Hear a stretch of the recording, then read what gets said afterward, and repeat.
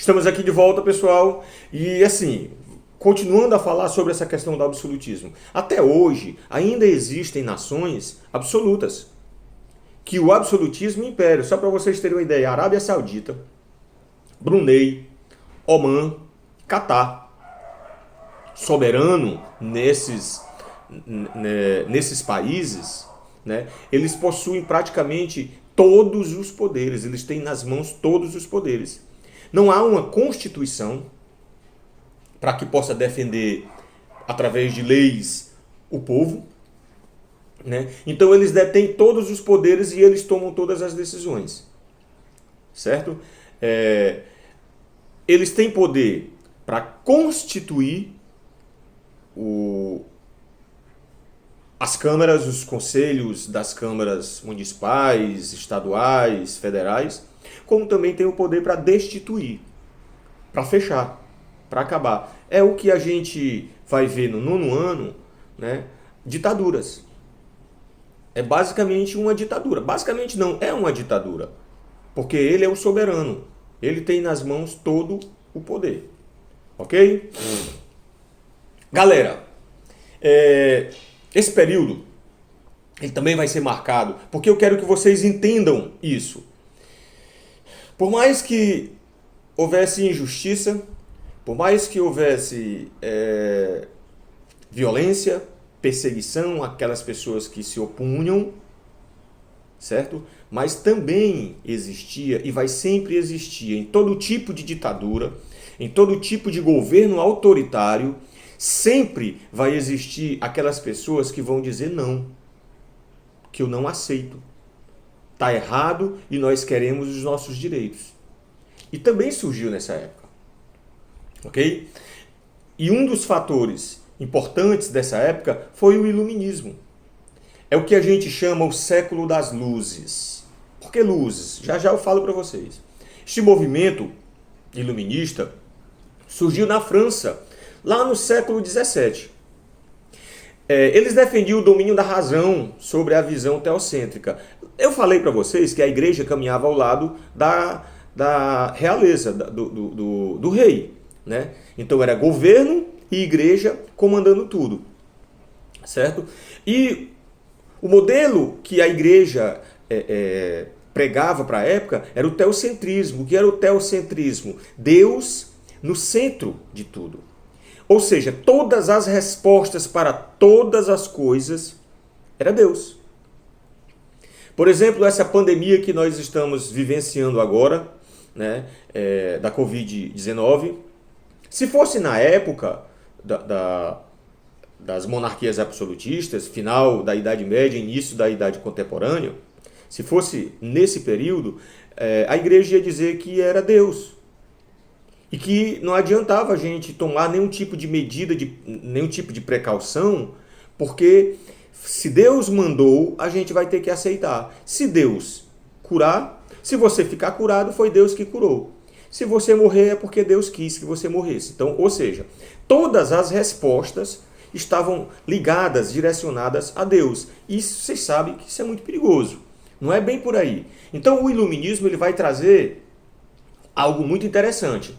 Certo? O domínio da razão, certo? Sobre a visão teocêntrica. Por que que eu vou aceitar que todas as respostas vêm de Deus? Por que que eu não posso buscar meios, outras respostas para esses tipos de eventos? Por que que eu não posso tentar uma cura, uma vacina, um medicamento, um tratamento para esse tipo de doença? Por que que eu vou ter que estar esperando por uma intervenção divina?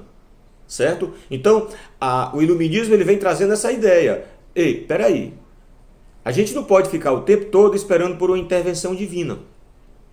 A gente pode usar a razão, a lógica, né, para tentar encontrar soluções para os diversos problemas, certo?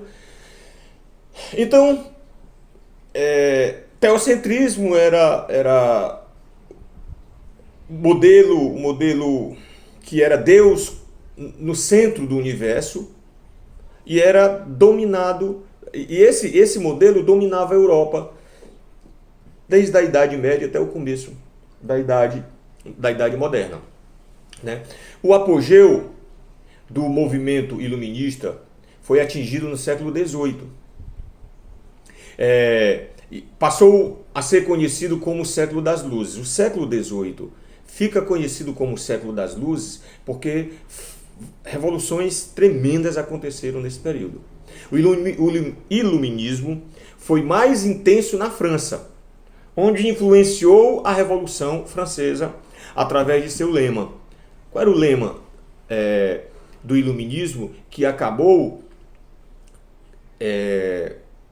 influenciando os revolucionários da Revolução Francesa? Liberdade, igualdade e fraternidade. Era o que os franceses diziam: igualité, fraternité e liberté. Então esse lema fechava tudo. Ora, eu tenho liberdade e preciso ter a liberdade de expressão, liberdade de ir e vir, certo?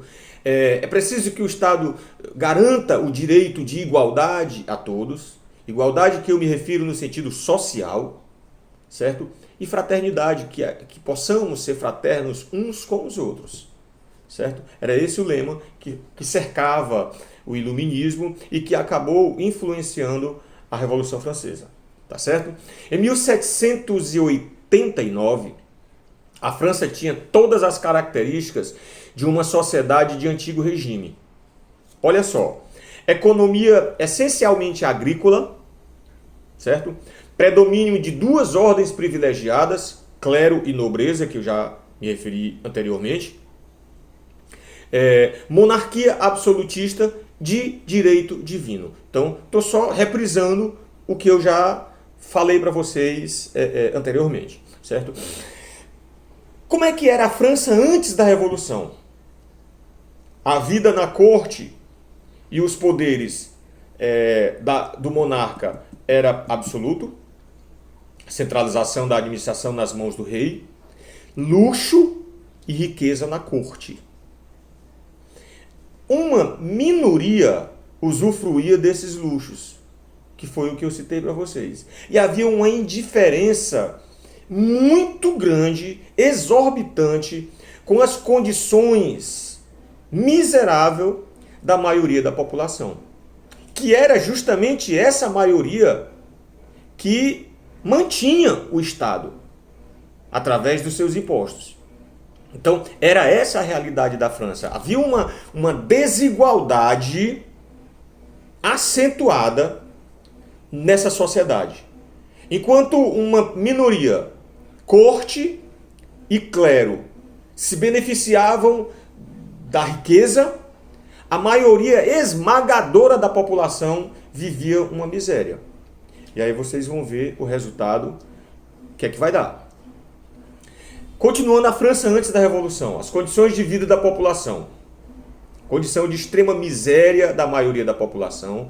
Pessoas eram desiguais em direitos. Nem todo mundo tinha os mesmos direitos, né? Motivada pela divisão da sociedade. Como é que era a divisão da sociedade na França nessa época? Primeiro estado, segundo estado e terceiro estado. O primeiro estado era composto pela igreja, certo? Pela alta cúpula da igreja, certo? Era isenta de impostos, não pagava impostos. Segundo estado eram os nobres, ou seja, corte e cortesãos, né? Também isentos de impostos. E o terceiro estado era o restante da população. Trabalhadores urbanos, camponeses, uma pequena burguesia comercial, que eram as pessoas que pagavam os impostos e mantinham o luxo dos dois estados, primeiro e segundo. Galera, eu vou dar mais uma pausa e volto já com o terceiro vídeo. Me aguarda!